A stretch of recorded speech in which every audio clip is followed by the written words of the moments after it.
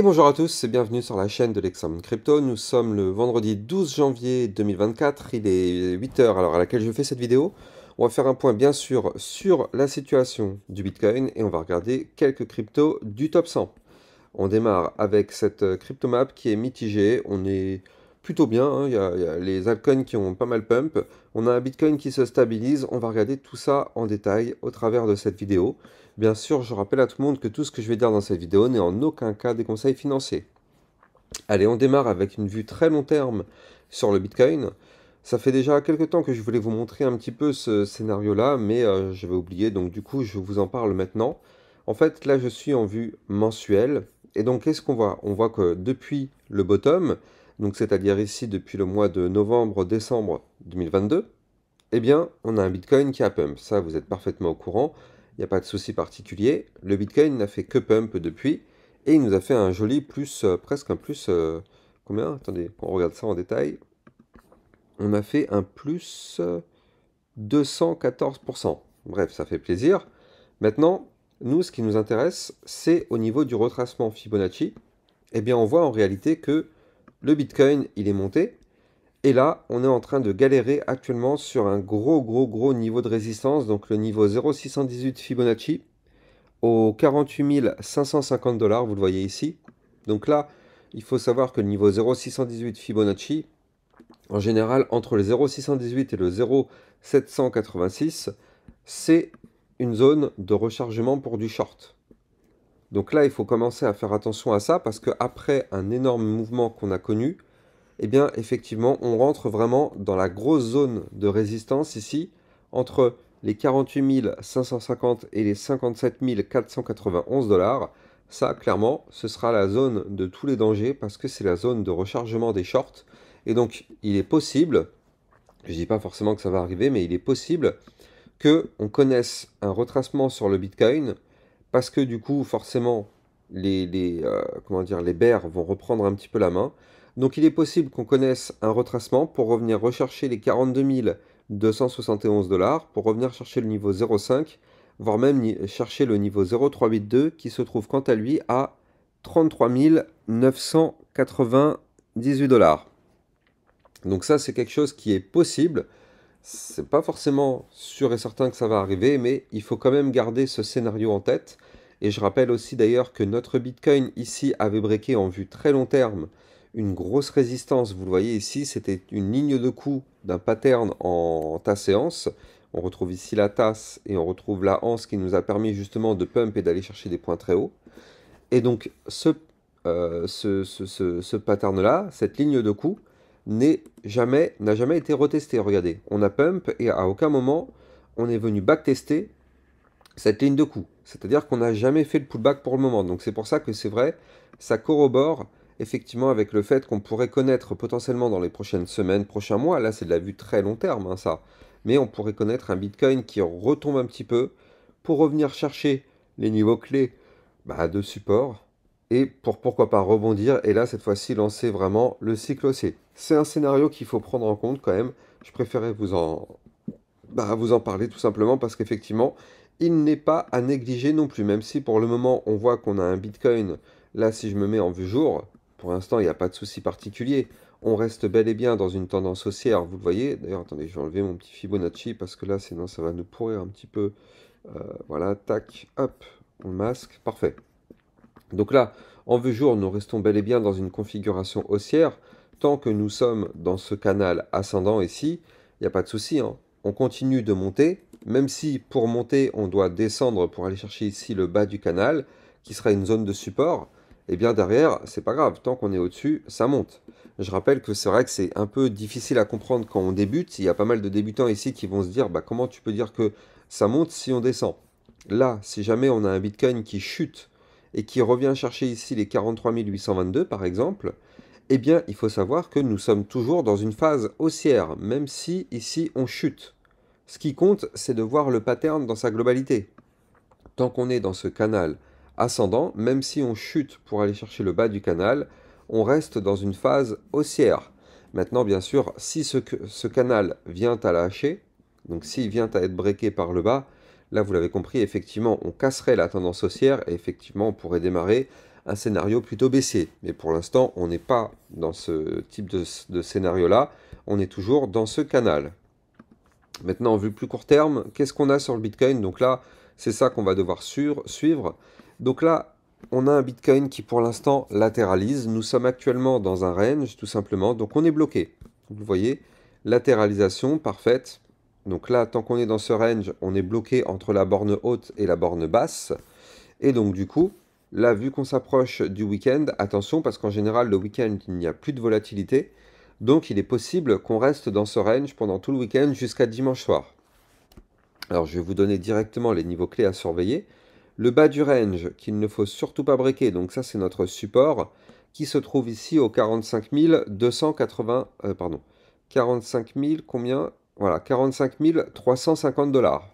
Ça c'est le support qu'il ne faut quoi qu'il arrive surtout pas perdre. Zone de support, on peut très bien chuter, rebondir sur le support et boum, on retourne chercher le haut du range. Donc c'est pour ça il ne faut surtout pas breaker ce niveau de support. Maintenant, on voit que là pour l'instant on est au-dessus des 45 924 $, qui est déjà, je le rappelle, un support. Donc si ce support déjà tient, eh bien effectivement on peut remonter pour aller chercher le haut du range. Si malheureusement ce support vient à lâcher, on ira chercher le bas du range. Maintenant je vais vous donner aussi le haut du range qu'il faut surveiller de très très près, c'est les 47 085 $, parce que ça, ce sera le niveau clé à breaker. Si on veut effectivement reprendre une hausse, eh bien ce sera là. Il faudra breaker avec une clôture 4 heures validée, confirmée, pullback compris, ce niveau clé. Et là, dans ce cas-là, effectivement, on pourrait, pourquoi pas, retrouver de la force haussière pour aller chercher les 47 224, puis les 47 912, puis les 48 231, voire même, pourquoi pas, 48 804 $. Ça arrivera uniquement et uniquement si on break de façon validée, confirmée, pullback compris, ce haut du range. Donc vous voyez, il y a encore du travail, il va nous falloir de la force, mais en tout cas, on patiente. Si on ne break pas aujourd'hui, il est possible qu'on reste dans ce range pendant tout le week-end. Allez, on a fait le point sur le Bitcoin. Maintenant, on va regarder les altcoins. Vous le savez, tout suit le Bitcoin. Mais en tout cas, il se passe quand même des choses intéressantes à suivre du côté des altcoins. Donc là, on a un Solana qui, pour l'instant, continue sa phase de pullback. Vous le voyez ici. On reteste. Donc, on a breaké le canal, la ligne de tendance baissière par le haut ici. Donc, signal d'achat sur le Solana. Maintenant, ici, on est en train de retester cette ligne. Vous le voyez, donc tant qu'on est au-dessus de cette ligne, tout va bien. Mais si jamais cette ligne vient à être de nouveau breakée en vue jour par le bas, dans ce cas-là, effectivement, ça voudrait dire que on peut avoir un Solana, malheureusement, qui reprend de la force baissière. Mais là, pour l'instant, donc aujourd'hui, le niveau clé à surveiller sur le Solana, il sera ici à 96,808 et même, j'ai envie de dire, juste en dessous, ici à 95,706, vu qu'il y a un support. Donc là, le Solana, ce serait bien qu'on arrive à rebondir dessus. Comme ça, on pourrait former ici un premier bottom, deuxième bottom comme ceci. Si on break la ligne de coup qui se trouve à 102,120, dans ce cas-là, effectivement, oui, on peut avoir un Solana qui reprend de la force et qui repart. Mais attention, si on break cette ligne de tendance haussière par le bas, ligne de tendance baissière par le bas, vous l'avez compris, signal de vente, on pourrait continuer de chuter. Mais tant qu'on est au-dessus, on caresse l'espoir de former ce pattern en double bottom, ou voire même, pourquoi pas, par la suite, un truc un petit peu comme ça en tas séance. On verra bien. Tant qu'on est au-dessus du support, tous les espoirs sont permis. XRP. XRP, malheureusement, qui est toujours en train de galérer sous son range. Vous le voyez ici. Avant de vous donner les niveaux, je rappelle que les likes et les commentaires sont fortement appréciés. C'est grâce à ça, bien sûr, que ma chaîne YouTube continue d'évoluer. Je compte sur vous pour mettre un maximum de likes et de commentaires pour justement propulser ma chaîne vers les sommets. Et les algorithmes de YouTube mettront en avant mes vidéos si vous faites ça. Donc je compte sur vous, les amis, pour me donner un maximum de force. Bref, XRP qui n'arrive pas à réintégrer son range. Vous le voyez, hier, on a réintégré avec une mèche, mais on n'a jamais clôturé dans le range.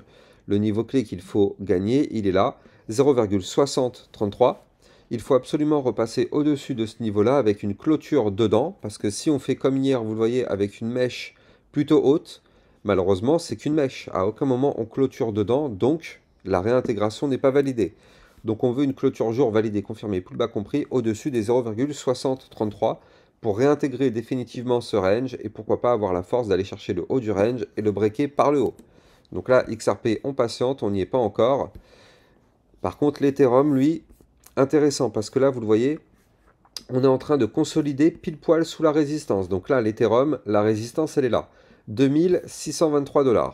Ça, c'est notre résistance, elle est là, elle est connue, elle est claire, nette et précise. On n'ira pas plus haut tant qu'on ne break pas cette résistance. Maintenant, si jamais on arrive à breaker cette résistance, effectivement, on pourrait aller chercher des points plus hauts. Mais moi, ce qui m'intéresse, c'est que là, on voit qu'on est en train de consolider, si je vous montre actuellement ici, avec ce range. Alors, le bas du range que je te mettrai plutôt ici, voilà, parfait. Là, on est sur une consolidation juste sous la résistance. Donc, qu'est-ce qu'on voit? On voit que là, on a un bas de range qui se trouve ici au 2572 en vue 4 heures. Donc, tant qu'on est au-dessus de ce niveau-là, tout va bien. Si ce niveau vient à lâcher, là, par contre, il faudra se méfier parce que, malheureusement, ce serait pour entamer un retracement pour aller chercher les 2512, voire même les 2446. Donc, attention déjà à ne pas breaker ce range par le bas.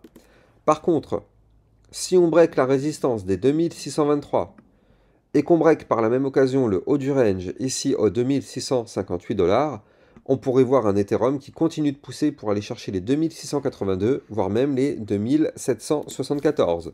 Et ce qui est bien, c'est que là, on voit qu'on est en train de consolider juste en dessous de cette résistance, donc ça montre que l'Ethereum a peut-être envie justement de tenter une nouvelle fois la cassure de cette résistance, donc Ethereum toujours à surveiller de très très près. Clairement, ça peut être une crypto qui pète fort dans les prochains jours, prochaines semaines, mais en tout cas pour ça, il n'y a pas le choix, il faudra breaker les résistances, ceci n'est pas un conseil financier.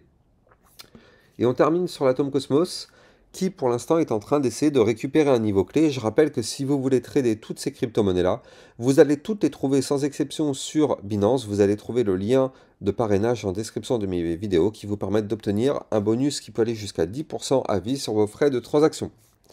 Donc là, au niveau de l'Atom Cosmos, on tente de repasser au-dessus de la résistance des 10,734. Ça, c'est une résistance qui nous bloque. Il faut la breaker en vue jour d'une façon validée, confirmée, pullback compris. Si effectivement on valide cette cassure, on pourrait reprendre de la force pour aller chercher les 11,222, voire même les 11,581, qui sera la prochaine grosse zone de résistance. Par contre, attention, si on n'arrive pas à breaker cette résistance des 10,734, on peut très bien se faire rejeter. Maintenant, ce qui est pas mal, c'est qu'au pire des cas, si on se fait rejeter, on peut très bien faire quelque chose comme ceci. Et si on rebondit ici sur le haut du range au 9,921, on pourrait former un double bottom pour pourquoi pas se relancer dans les prochaines semaines. Là, à partir du moment où on a déjà formé ce premier bottom, tant qu'on fait un deuxième bottom plus haut que le précédent, ça pourrait former un très joli double bottom et performer. Donc on n'y est pas encore, mais c'est vrai que déjà sur ce type de pattern, ça devient très intéressant à suivre de près. De toute façon, moi tous les jours, je vous analyse l'Atom Cosmos. Quant à moi, j'ai plus qu'à vous souhaiter une excellente journée. Peut-être que ce midi, je vous referai une vidéo, je verrai bien. Dites-moi en commentaire si vous voulez que je vous analyse une crypto-monnaie en particulier. Quant à moi, j'ai plus qu'à vous souhaiter une excellente journée. Je vous dis à plus tard. Ciao, ciao.